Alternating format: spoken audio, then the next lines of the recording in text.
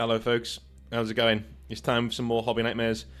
Your Space Marine chapters will be arriving next week. So I'll be doing that next week. I'm looking at Tuesday or Thursday, probably Thursday. I've got a few things on Tuesday that are going to take my entire day, probably. So there may not be a video on Tuesday next week, but I'm looking at Thursday as being the day where we cover some of your Space Marine chapters. I've already got quite a few coming in, which is great. So continue sending those in. That'll be awesome to see what you're coming up with. Some of the creativity that I'm seeing and the imagination that I'm seeing and the skill that you guys are using to weave your Space Marine chapters into the existing lore is astonishing and really good, and makes me feel better about my own writing, which is what we're all here for, right? Is to make better stuff. So that will be next week. Really, really looking forward to it. Let's jump into our Hobby Nightmares for today, because I already have a lot of marking to do. It is Halloween. So happy Halloween. My daughter, I'm going to go pick up my daughter pretty soon, and we're going to carve pumpkins later on, so I'm not going to be available all this afternoon, so I've got to get this done now before I jump into my marking for the day, my grading of papers for the day. So let's jump in, shall we, with our first Hobby Nightmare, and it is from... you haven't told me to use any other names, so Austin. All right, dude. He says, "Hello, North. Back at it again from the great land of Yeehaw. Sun's out, guns out." Yeah, so you're Texan, probably, I'm guessing. "I recently learned that I share a birthday with Grandfather North, so I consider that a bit of a blessing." All right, so it was your birthday yesterday. Cool, man. Awesome. Well done to you. Happy birthday. "I hope you have all been able to handle his passing well." Yeah, I went to the grave yesterday. It was rough. Me and the missus spent a bit of time down there, and before we went down to Blackpool. Now, I will say this as a little aside from the life of North. We went down to Blackpool to basically see an extreme cabaret. Basically, it's a goth cabaret, right? So you got like should be sword swallowers and fire jugglers and all that kind of stuff. You know, all freaky stuff, and we didn't know at all. We were sitting in the front row, but there are about 4 or 5 people girls in this troupe who just do striptease. Like, that's it. Like, and I mean striptease. I mean, like, all of it comes off, right? You know, so we were sitting there in the front row, and I'm just looking up, and I'm like, just spare me, please. I'm sitting next to my missus. Please spare me. But Blackpool itself, there will be people in America who know what Blackpool is. It's like a resort town, right? I have to say this. No shade. I'm trying not to anyway. But Blackpool, oh dear.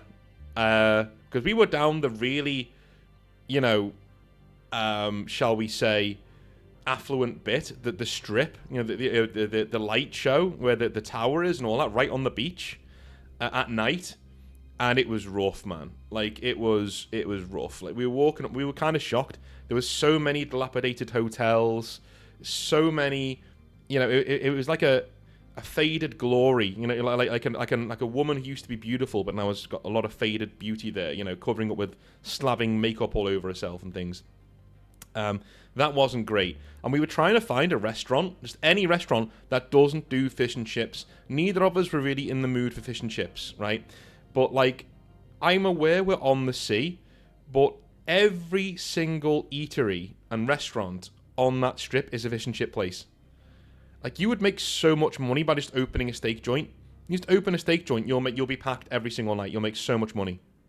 But yeah, the people there were also, shall we say, from council estates. Those of you in the UK will know what I mean.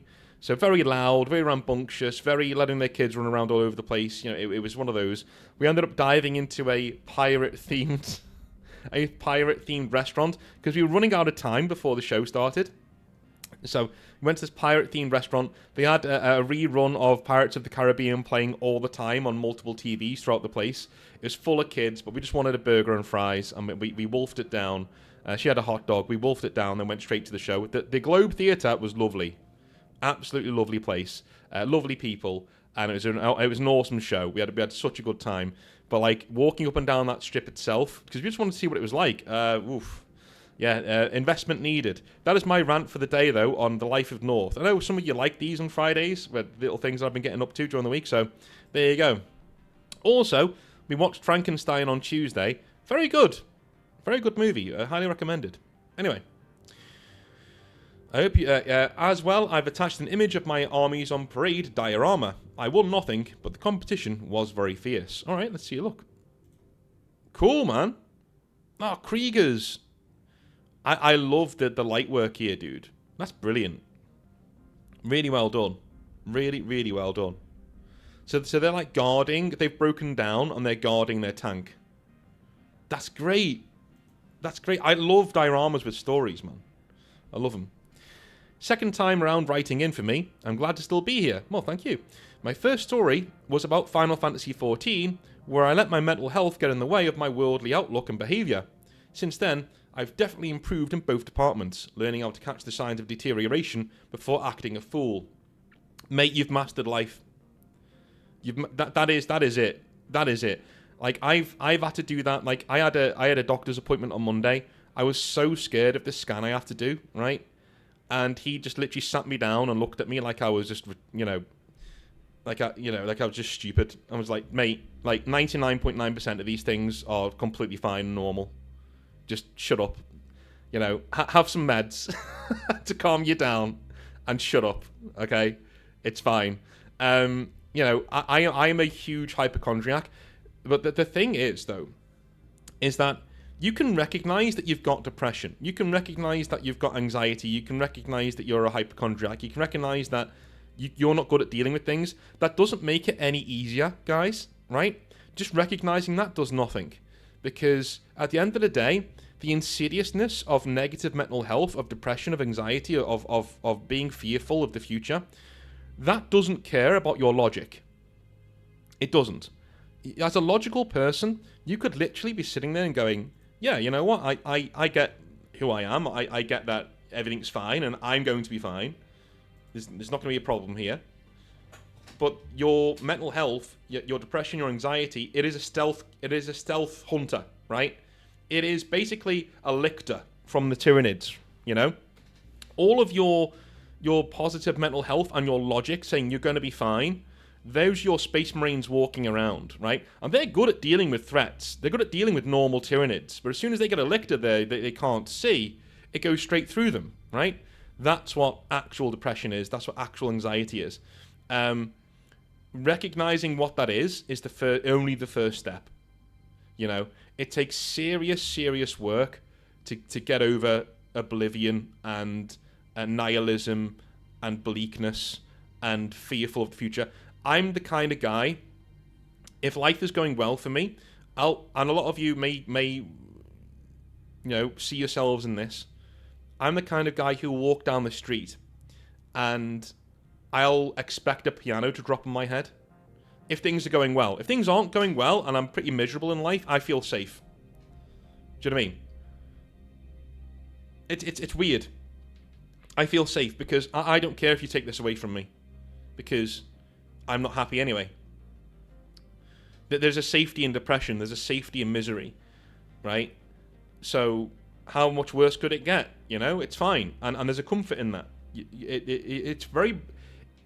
Being happy is bravery to me.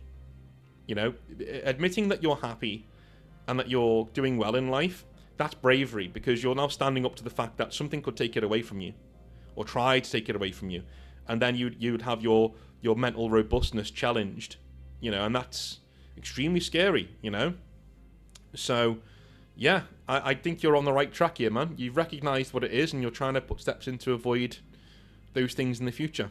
It could be therapy. I mean, I don't really recommend therapy for that many people, because you won't need it, and you're taking it away from people who do need it. But also, having people around you who recognise your... Like my mother and my missus, they both recognise... Like, my missus can recognise when I'm having a bad day in the first 2 seconds of seeing me. She's like, okay, it's a bad day. Okay, cool. Let's deal with that, I don't need her to pull me through all the time. I'm a man at the end of the day. But having somebody there who sees you is enough most of the time. For having somebody there who they can see, they know how you're struggling, that's enough. That's the first foothold in clawing your way out. Do you know what I mean? Anyway, I'm moving on. Related to that, The comment section in that video seemed to react negatively to your cutting short of my nightmare. Last time, thanks to my absurdist bit of personal gallows humour. I'd like to remind most that when writing in about us being the nightmare, we do expect a proper bollocking for bad behaviour. Hobby nightmares can often have the vibe of a confessional booth, if it was run by football hooligans. Ah, yes. That dude, that's yeah, dude, brilliant. Yeah, it's a confessional booth run by football hooligans. Absolutely, that's exactly what Hobby Nightmares is.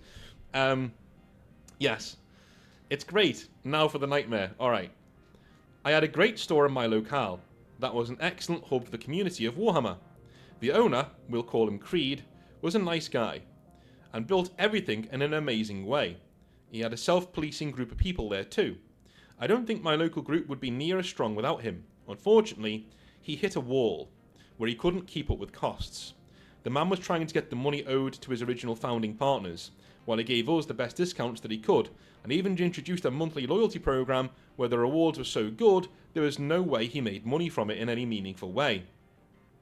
This resulted in him having to shut his own store up and partner up with another store.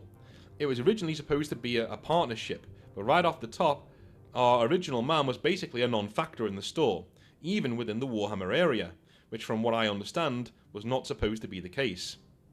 About 3 months into this, the number 2 man, let's call him Johnny Graham, the owner of the store we merged into, suddenly had to move. His wife got a very lucrative job out of state. The problem for us is that we hadn't been able to form a footing yet.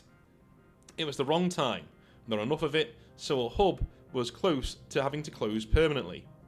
This hit our main man Creed pretty hard. So I began to put something together, something of a start to a project, putting the framework together to raise money in the community to reopen the old small store with a fresh start. No debts, safety net, go from the ground up. I began to put the feelers out, contact some big groups on Facebook to signal boost what the final fundraiser might look like. Then, the day came in which I asked Johnny Graham about what he thought about the situation, since he was the closest business associate. Since Creed's old primary employee was uncertain how much Creed wanted to get into the ring for round 2. Hey, what do you think about the community fundraiser? We didn't get it much footing with you having to leave so soon, and I know Creed can't float the place though so soon. Do you think you'd be receptive to it? A second shot and a new start at the old spot, I said. Granted, there was a bit more easing into the conversation, a pretty nice back and forth. Still, his reply really caught me off guard, and I quote, "Well, you can try, sure, but I don't know if the community will do that. You know, the 40k guys really liked his business, and they really killed it with 3D printing. They basically really undercut him, and he was really upset about it." Unquote. Okay. Okay, this does happen, okay?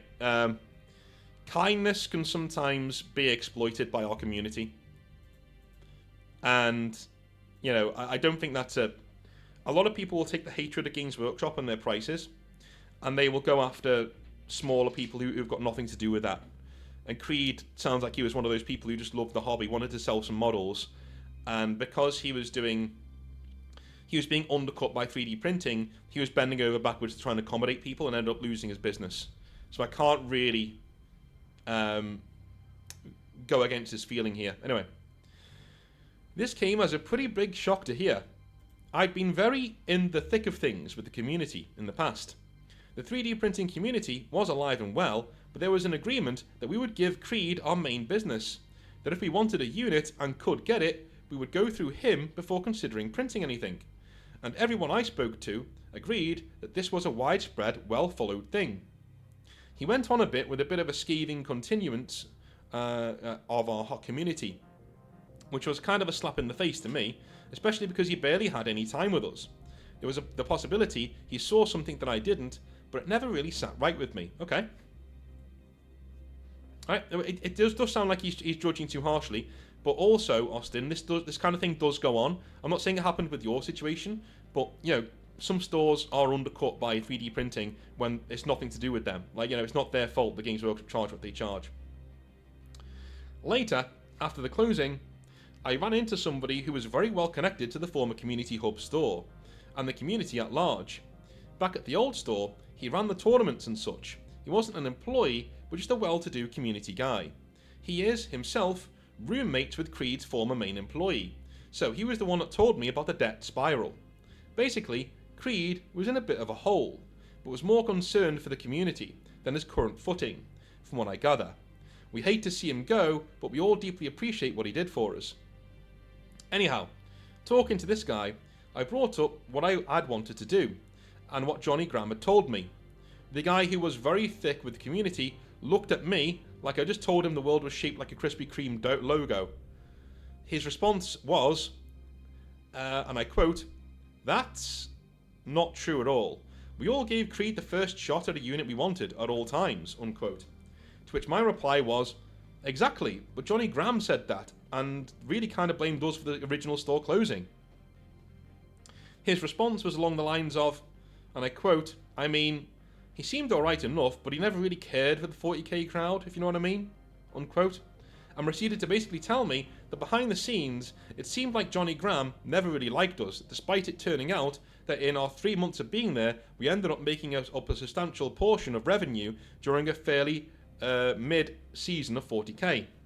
Specifically, this was around the time of the Hivestorm Kill Team box and the Krieg launch. The latter only got 7 units sent to his store. Through outside people, I also found out that the second store, Johnny Graham's, actually kind of had a bad rep in the town to some. Not all, but people at my workplace seemed very mixed on it. And none were overly positive. Anyway, that's the most of what I can remember. It's been about 9 months since it closed up. Creed's doing really well. The community has held itself together nicely. And right when we closed up, a Games Workshop store opened up in town. And the manager is possibly the best kind of guy that could have taken that job. Cheers, North. Have a good one. Remind the kind viewers to never be sorry for not having a submission, because Hobby Nightmares is like a news station. No news is good news. Yeah, I've always said that. If Hobby Nightmares were common, I wouldn't have a show. There you go. P.S. I think it's interesting that your experiences that... Okay, I'm going to read this, but like, I'm not sure if I'll agree with it. P.S. I think it's really interesting that your experience is that the trans community you've known is into Slaaneshi demons or such. Every person in the community I've met and come to know are all die hard for the Guard. Literally everyone, with one liking them and Tau. Very interesting how people see two very consistent results, but both sets turn out so differently. Well, that's just something that I've noticed, you know? It's not saying anything about you that you're into Slaaneshi demons, dude. Like, you know, and if you think that's the case, you probably need to go talk to somebody. But yeah, I've noticed like a lot of trans folk are into Fulgrim, Emperor's Children, Slaanesh, things like that. It's all about. I think it's more the fact that, you know, they're hardcore and heavy metal, but they're also dudes who like modify themselves to try and find the perfect self. I think they see a lot of themselves in that. Like, you know, like my true self is in here somewhere, and I'm trying to figure out who that is. And in some really weird way, the Emperor's Children are also doing that. You know what I mean? They're evil and 40k, you know, but yeah, that kind of a thing. Yeah, that's just a thing that I've come up with. Are you trans? If you are, then let me know in the comment section if you think that holds weight, or if I'm just talking nonsense, because I'm not trans, I'm not living your life. It's just something that I've noticed in people that are around me most of the time. Anyway, we have Julian is here, and Julian, by the way, was a top lad at the Exile Fest earlier on in the year. I think he travelled from the furthest away. He's from he came from LA. And like when I told my mum, and I was like, yeah, I'm doing this Exile Fest thing. She said, oh, that'd be nice for the people. You got local people there? And I was like, no, people from all over the country. All right, cool. And then we discovered that one guy was coming from LA, and she was like, what? Just for that? I went, no, he's going to Warhammer World 2, but he told me Exile Fest is the main event. She was like, oh wow, your channel must be doing really well. I was like, yeah, it's doing okay. So I think Julian came all this way, and he used the Exiled Blades, like my own army, and lost every single game. So, you know, it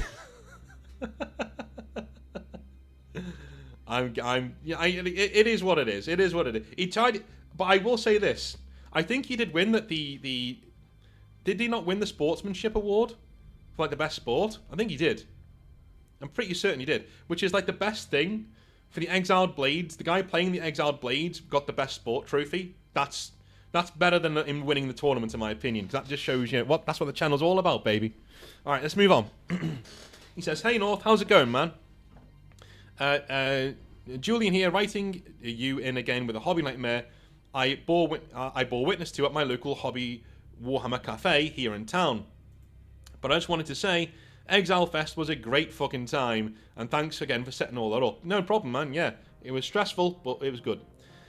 I met some great people, and it was really inspiring seeing so many awesomely painted minis that people brought, as well as spreading the gospel of one-page rules. Sorry for going 0-3 with the Exiled Blades, but hopefully they've got some glory in since that outing. I've not used them since. I've used different armies since then. I've used like Grey Knights and things like that. But I will be using them pretty soon. Yes, I'm going to be using them. But overall, in that time spent in that brutal hot box rolling dice and playing toy soldiers with everybody was a killer highlight to my visit to your fine city, and I'm definitely coming back.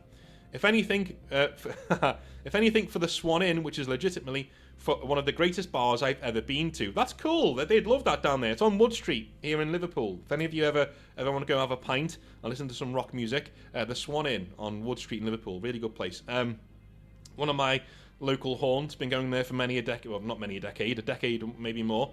And yeah, it's getting refurbed soon, I think. So it may be closing soon for a little while. But yeah, good recommendation. I'm going to take a quick sip of tea here.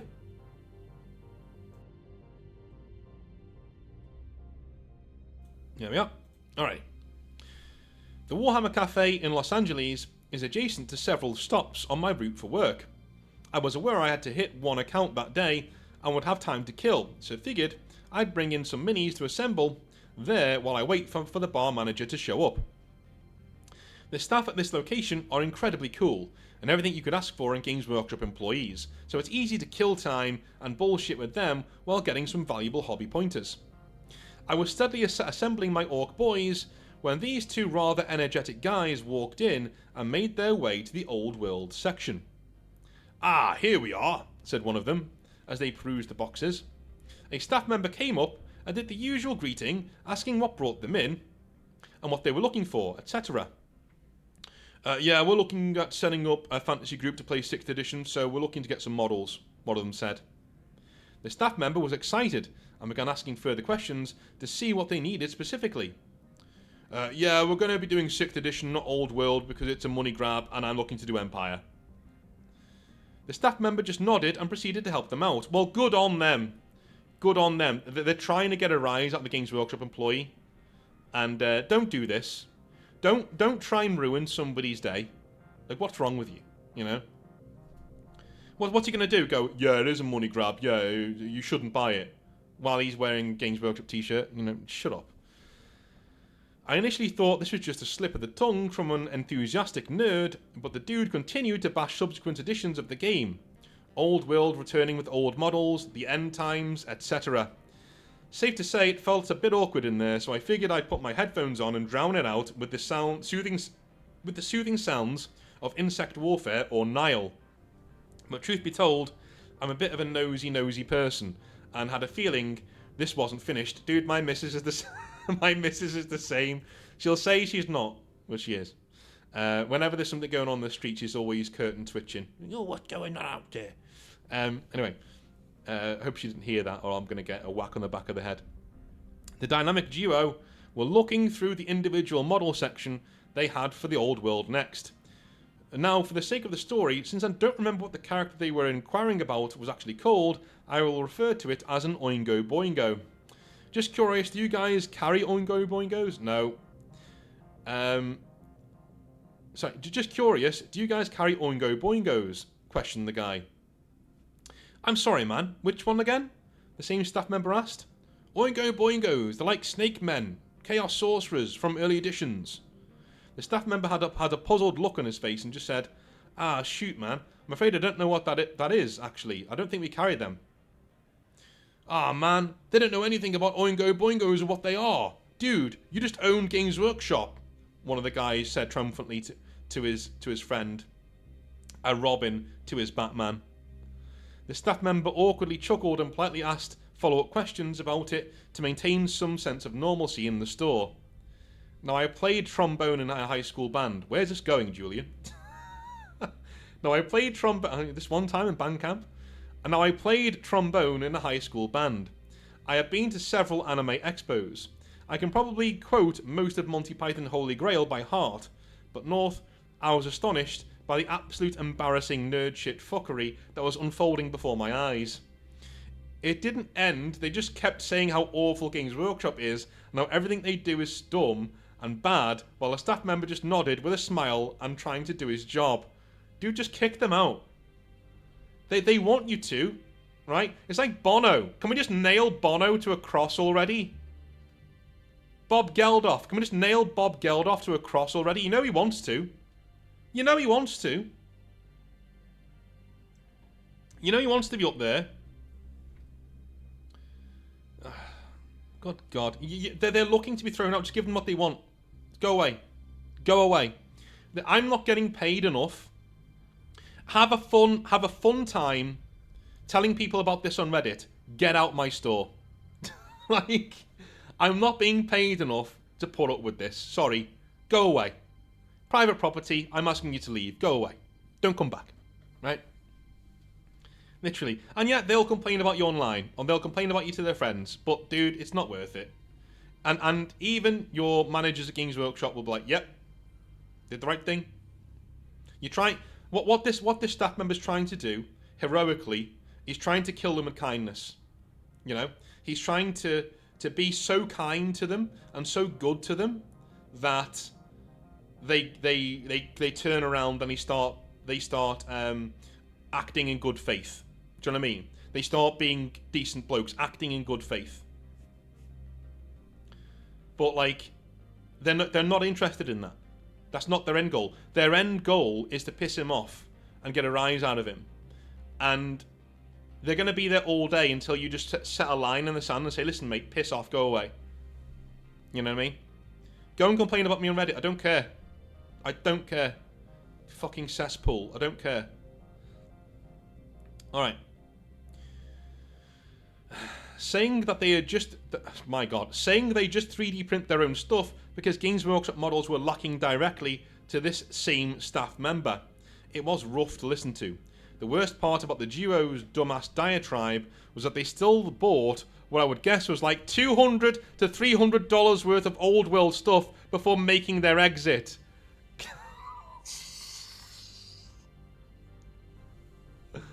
Wow.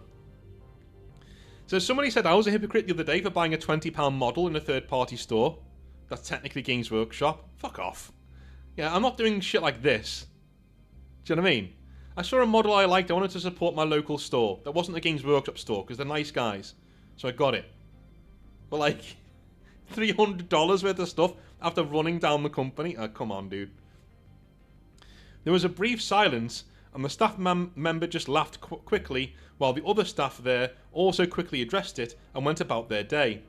They were super professional, and it didn't seem like it actually bugged them, but it was definitely a thing to witness.